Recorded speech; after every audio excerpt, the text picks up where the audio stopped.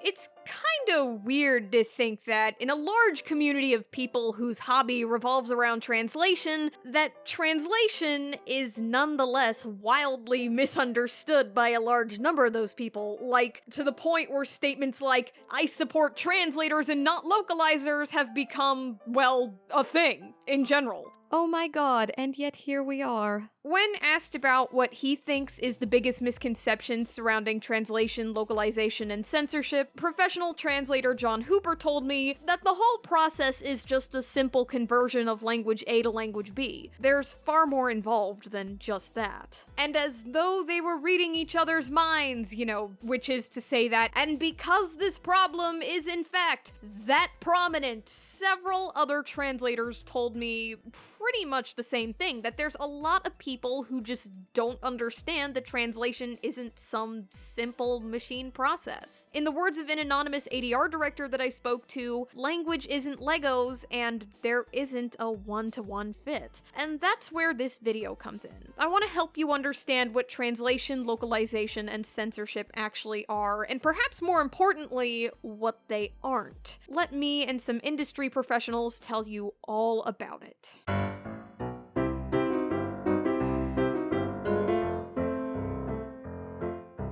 For this video's research, alongside reading and watching lots of material about this subject, I reached out to several professionals in the Japanese to English translation industry. Not all of them wanted to be named, but rest assured the names and/or tags of those who didn't want to be kept anonymous are in the description, and I encourage you to thank them all not only for helping me out with this video, but also for doing the work that they do, because, as you're about to find out, translation can often be an underappreciated and sometimes even thankless job. Anyways, I asked everyone a bunch of questions about their experiences in the translation industry, about their views on translation and the discourse around it, all sorts of stuff like that. And it's thanks to their insights that I think I've been able to write what I'm hoping will be a good video to show to people who don't quite understand what translation is. Which, you know, is a dressed up way of saying, oh my god, I'm begging you, watch this video, and ideally the ones on the end card too, before you make a complaint about translation again. Oh my god, I am so tired of this discourse happening every other week. So with all that being said, let's go ahead and begin at the beginning, or more specifically, let's begin at where the heart of where most of the misunderstandings surrounding translation are.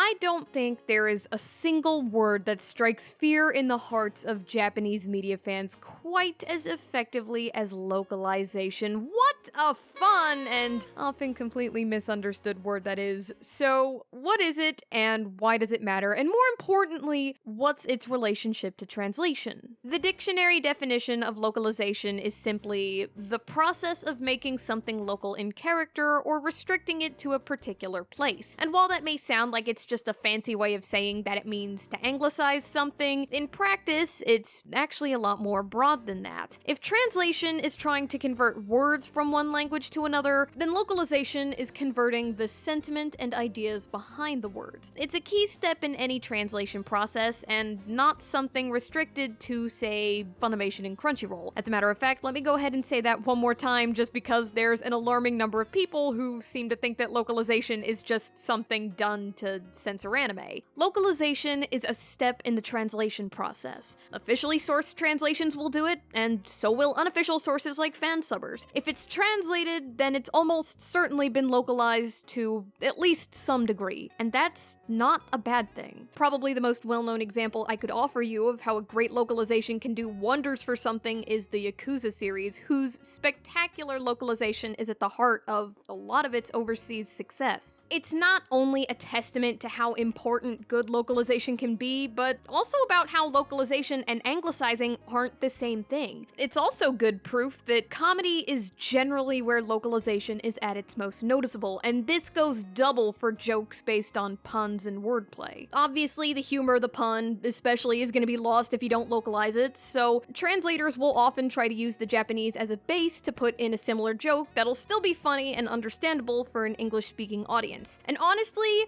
there's no nobody better at coming up with puns than game translator Blick, who told me about this. The intent of jokes is to be funny, and laughter crosses language barriers. One example I've heard of is Nabeshin seeing a screening of the dub for Nerima Daikon Brothers. He complimented the ADR staff specifically for the fact that the audience laughed at the appropriate times. On the flip side, representatives from Kara were not pleased when the audience laughed at inappropriate times in a screening of the Evangelion 3.0 dub, which caused the movie to get completely redubbed for the home video release.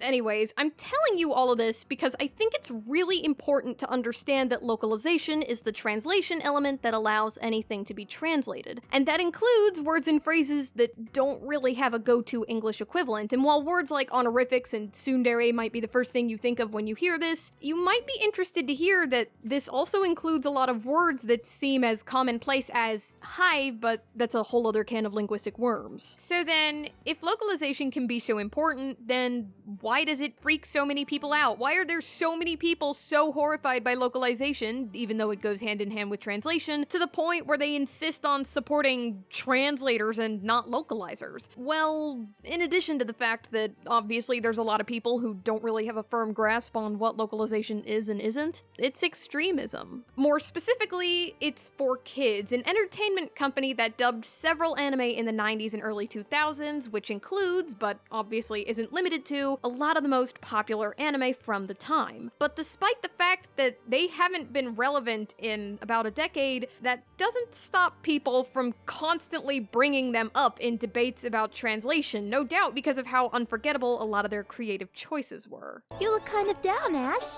Huh? Have a donut. That always cheers me up.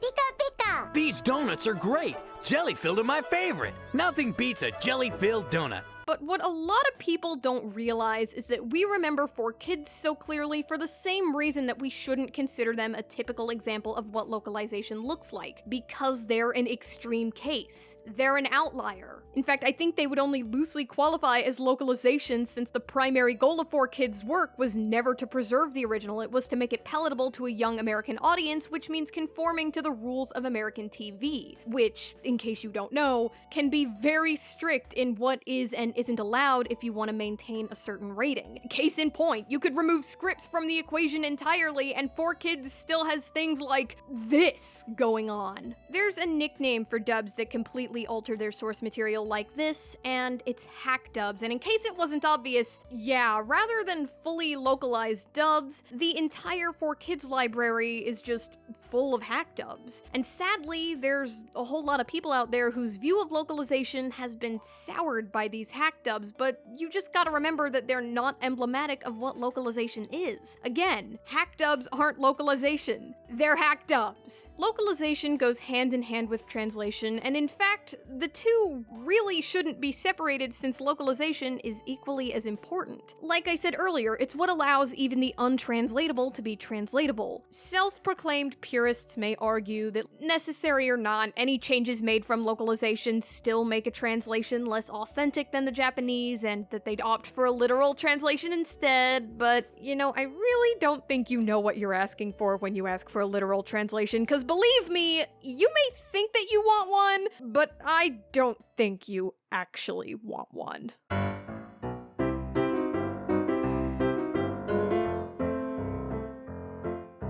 In the same way you can hear someone but not be listening to them, so too can you translate something but not understand it, and that's pretty much exactly what a literal translation is. Let's look at an example. A few months after Google Translate launched in 2006, one optimistic journalist wrote, "One day, people will only need to know a single language for access to everything on the internet. A service like Google Translate is a great start to that end." The year is currently 2020, and YouTube videos where people put text through Google Translate a handful of times and then post the wacky results are pretty much their own subgenre. So how is it then that a service that prides itself in its accurate machine learning can mess up so badly and so frequently? After all, shouldn't these accurate machine translations epitomize what it means for a translation to be literal? Well, actually, that's the problem. That's why the quality of Google Translate continues to be so dubious, because it is. making literal translations. That's to say, it's making translations that don't take into account things like context and characterization, and instead just looking for the most likely one-to-one equivalent. And when certain words can't be found, well, they just leave them as is. And just so we're clear, this does not mean that a translation is literal just because you see some honorifics or a couple other Japanese words sprinkled around in there. Sometimes translators will leave them in, sometimes they won't. It's a really situational thing that can vary project by project, but we're getting off topic. That topic being that when things are translated literally, finding the closest thing to a one-to-one word equivalent takes priority over things like subtext, emotion, characterization, or any other element that might have contributed to an author's choice of words, effectively just throwing all those elements out the window. Especially when it comes to fiction, word choice can be, and in fact often is, perhaps the most important vessel through which a story is told. If nothing else, it's definitely the one that people notice first and focus on more often. Case in point, the way you interpret a situation when you read that someone dashed versus someone ran, that someone smiled versus beamed. Context can generally help someone decide between using words that are dynamic versus formal versus casual versus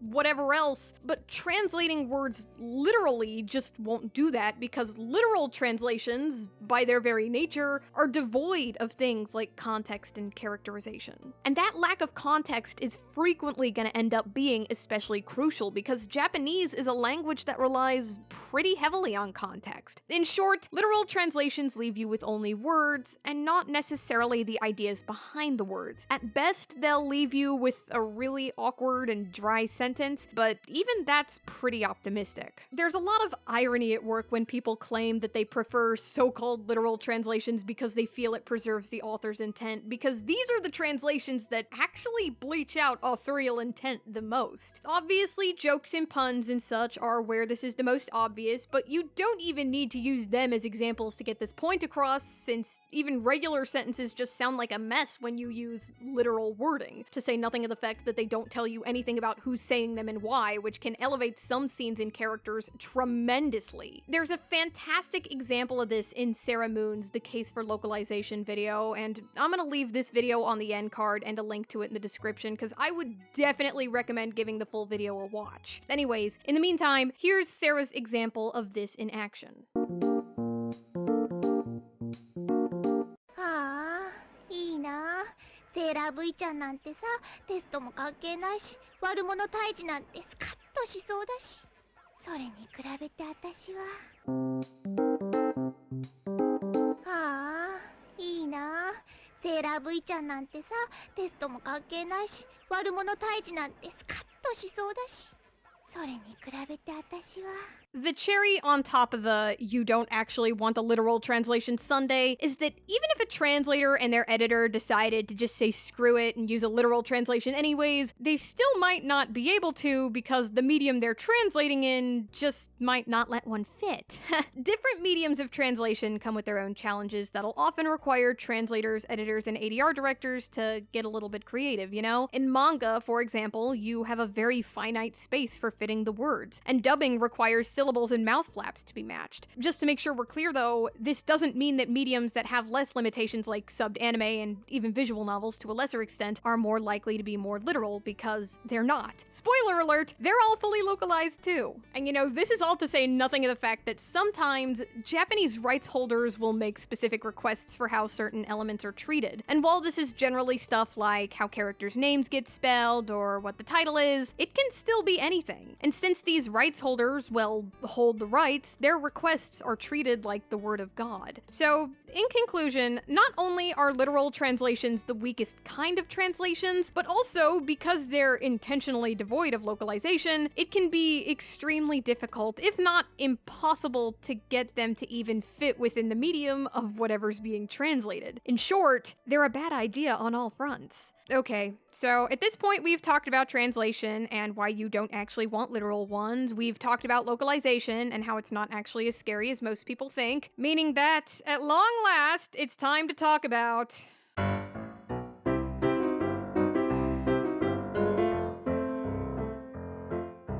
Over overseas anime fans saw tons of blatant censorship in anime back when hack dubs were at their peak in the 90s and early 2000s. This includes, but obviously isn't limited to, one of the most ridiculous instances of LGBTQIA+ erasure in television history. How'd you guys meet then? We're cousins.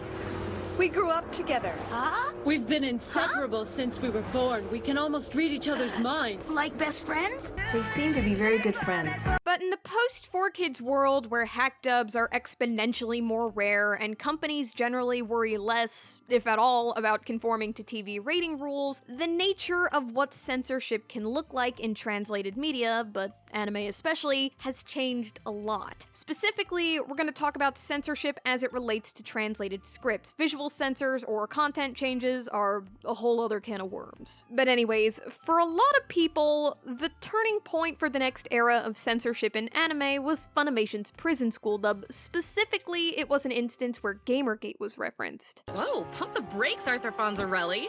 Have you got a stick up your ass? Or are you one of those dumbass Gamergate creep shows? Yeah, not a lot of people were big fans of this, and they claimed that Funimation was needlessly injecting politics into their translations. The controversial line was eventually removed in later releases, but that doesn't necessarily mean that people forgave them for this. Have you got a stick up your ass? Or is that your pathetic attempt at talking to an older girl?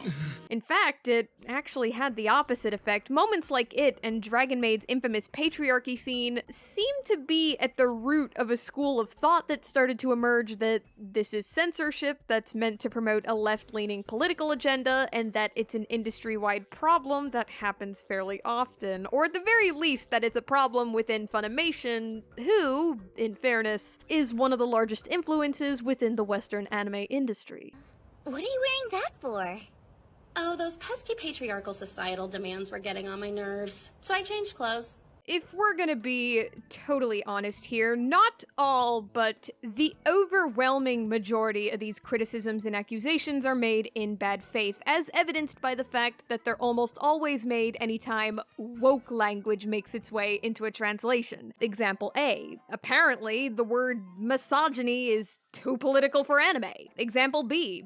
The Somnium Files got a ton of backlash because a lot of people thought that this compliment toward the LGBTQIA+ community must have been shoehorned into the game by its localization team. Plot twist, this was also in the Japanese version. LGBT の人って感性が豊かでセンスがあって芸術的な才能のある人がたくさんいるでしょ。それに人よりも苦労してるせいか共感能力が高くて優しい人が多いような気もする。自分の生き方を自分で決めてるから強い芯みたいなものも持ってるように感じるし、その意味ではむしろリスペクトしてるっていうか、なんかちょっとかっこいいなって。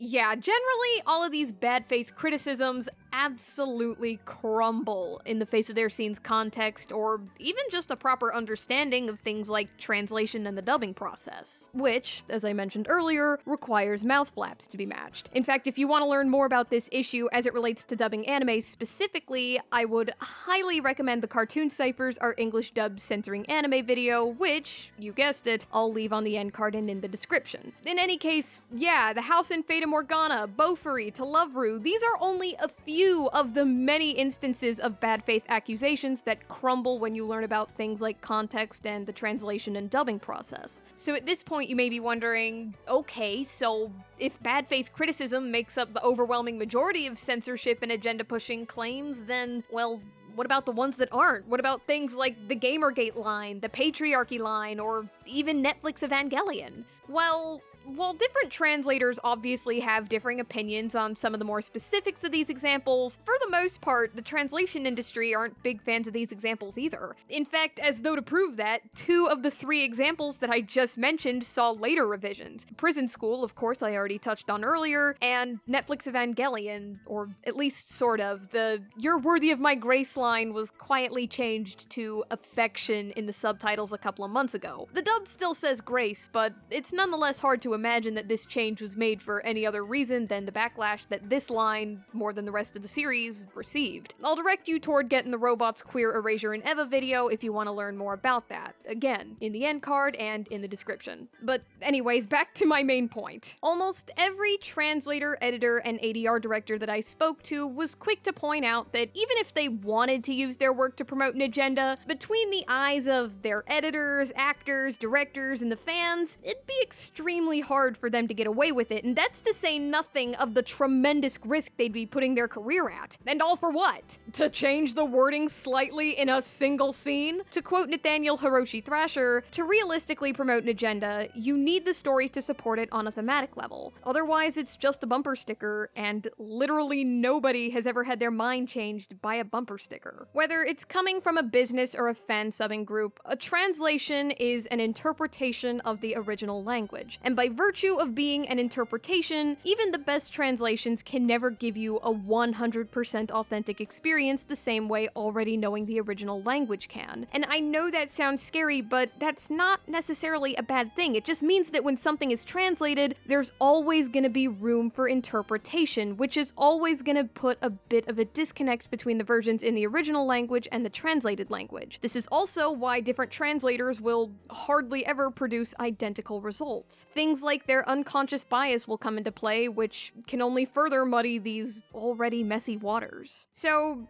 to sum up this section of the video, I guess, the presence of censorship and agenda pushing in translation is a pretty nuanced issue because there's just never any two situations which are perfectly identical, and as we've already discussed, translation isn't some machine process where every word will always fit perfectly. You know, it's messy, it's misunderstood, and nobody's gonna get it right every single time. It sucks, but that's just the way it is. Not all, but certainly most censorship and agenda-pushing accusations are made either in bad faith or just from a lack of understanding. And also, sometimes people are just looking for an excuse to dunk on Funimation. Obviously, I don't have time to sit here and pick apart every single case of these accusations being made, but hopefully I've equipped you with enough knowledge to look at them more effectively when you encounter them. So now that you hopefully have a much better understanding of translation, localization, and censorship and what they actually are and aren't, hopefully you'll bring that knowledge with you next time you see a questionable translation. As a reminder, it's always worth getting context before you judge whether or not a translation choice is particularly good or bad, but regardless of how you feel about a translation, you should still never threaten or harass the translators, editors, or ADR directors over it. Not only is this just pointless and aggressive, but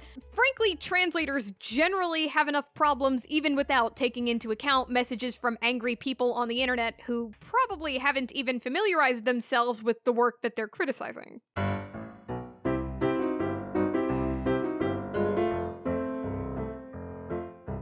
While censorship and agenda pushing are definitely the most complained about aspects regarding the translation industry, they really shouldn't be, not just because, well, as I've hopefully just taught you, it's generally just nonsense, but also because of the abysmal state of pay and credit within the industry. It is extremely difficult to make a livable wage solely off of translating Japanese media. In fact, by the standards of most US cities, it'd be downright impossible for all but a small number of them. The Canipa Effect has an absolutely fantastic video that goes more in depth on this problem as it relates to Crunchyroll, who, while they're certainly not alone in hardly paying their translators, are nonetheless by far the biggest offenders of this, with their standard pay being $80 per episode. This isn't only an obviously low number in general, but it's also nowhere near proportional to the amount of time and effort that generally goes into a single episode, which can range from a few hours to a whole day. And remember, a lot of these are simulcast subs, so these translators are on a super tight deadline all the while. I'll leave a link to this video on the end card and in the description, because I would definitely recommend giving this one a watch. It's extremely informative, and frankly, with Crunchyroll setting themselves up to be the largest name in anime exclusive streaming, it's especially important for them to be leading by example. That being said, just to clarify, Crunchyroll is not the only company that's known for not paying their translators very much. Even Sentai, Funimation, Netflix, God, pretty much any streaming service that you can think of, none of them are known for paying their translators particularly well. It's just that Crunchyroll here is a particularly appalling case. In fact, Canipa told me that in the aftermath of his video, which at the time of writing this has almost 500,000 views, translators have been sharing the video among their communities and prompted the sharing of even more information. In the future, more translators will apply for Crunchyroll while knowing that they're worth so much more. But you know, I cannot talk about the low pay trend throughout the industry without also bringing up something huge that really hit the public's attention literally as I was wrapping up this script, and that's Amimaru. More specifically, it's the fact that it was recently publicized that they've been paying their typesetters a rate of $1 per page. Yeah, $1 per page, and if that sounds ridiculous to you, good, it should sound like that because it is. I don't want to dwell on this for too terribly long because really, if I wanted to, I could make an entirely separate video about Amimaru drama because believe me, there's plenty to say about it. But the short version of the story is that Amimaru is a business that employs people from all over the globe to translate manga. Notably, they've been known to be contracted by Kodansha, Futekia, and Manga Planet, among other companies. But Kodansha is nonetheless the main one that I want to draw your attention to since, as a reminder, it's one of the largest publishers in Japan. An anonymous Futekia employee emphasized to me that 1, Amimaru generally isn't well liked, even within the industry, and 2, while Futekia, Manga Planet, and Kodansha have all contracted translation work from Amimaru, that doesn't make their freelancers employees of any of the aforementioned brands. Or more specifically, they couldn't be even if they wanted to, since Amimaru makes its freelancers sign either a non-solicitation or non-compete clause. Again, if this sounds ridiculous, it's because it is. Not least of all because while employees of Futekia, for example, can talk about their work and put it on their resume, Amimaru freelancers just can't do that. And that leads me to the next problem I want to discuss, and that's credit. More specifically,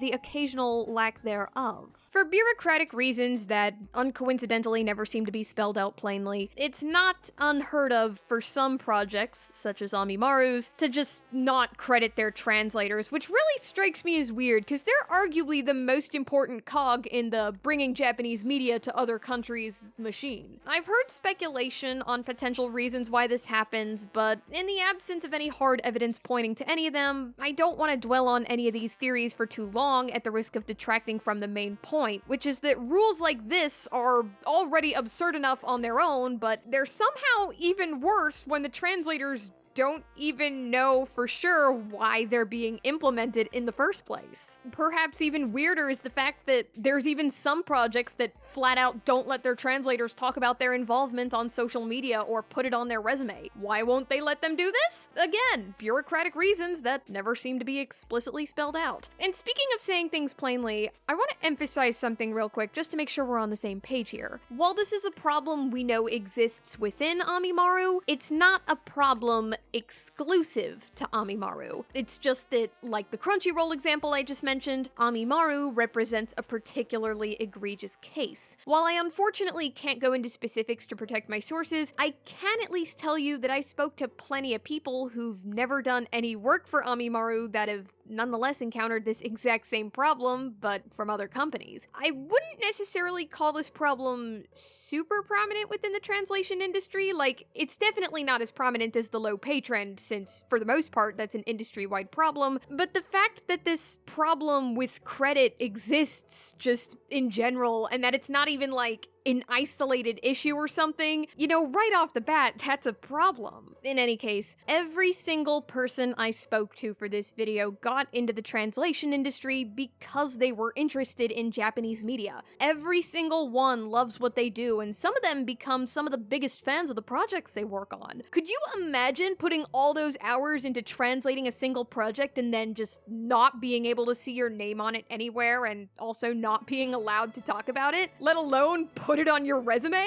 Yeah, if you think that sounds scummy and, in the words of Steiner, fully engineered to prevent career advancement, then congratulations! You're correct. As you can imagine, it's tricky for some translators to be in positions to talk about this issue, and between that and the vague at best reasons why it's even happening in the first place, it's hard to say what the remedy to this situation is. That being said, I don't think it would hurt if people started vocally appreciating translators more and emphasizing that they'd like to hear them talk more about their work and getting credited for it.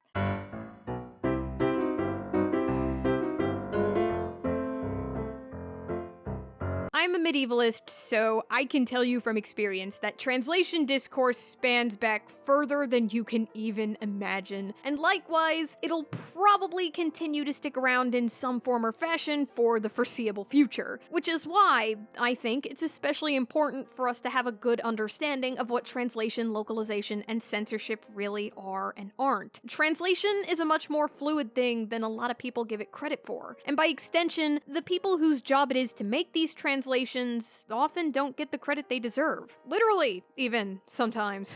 I guess what I'm hoping you got out of this video was a better understanding of why translation is often a complex process, a better understanding of why translation things happen the way that they do sometimes, and perhaps most crucially, I really hope that this has given you a newfound appreciation for the people who translate Japanese media. Here's a quote from Noelle S. I think it really captures what I'm hoping what this video has taught you. Quote, "Translation isn't a one-to-one process. It's literally writing a whole new script, one that is based on but still separate from the original. You're consuming the ideas, not the words of someone else, and how those ideas get brought over is transferred through the lens of the translator, making them as important as the author." Whew, and on that note, I want to yet again thank everyone who helped me with this video. Even if I didn't quote you directly, and even if you didn't want to be mentioned by name, everybody's input still made this video the best it could be, and for that, I'm really grateful. As a reminder, the end card will have links to further videos on this topic if you want to learn more. There'll be the Canipa effects video on Pay It Crunchyroll, Sarah Moon's The Case for Localization, the cartoon Ciphers are English dubbed censoring anime, and Getting the Robot's Queer Erasure in Eva. I highly recommend you giving them all a watch, a like, comment, a subscribe. I mean, I'm sure you know the deal by now. And in the case of Getting the Robot, I'd also encourage you to check out their Patreon, as they recently got laid off by their parent company and thus had to discontinue their channel, so they're now trying to fund an independent reboot that they're calling Beyond the Bot. And on that note,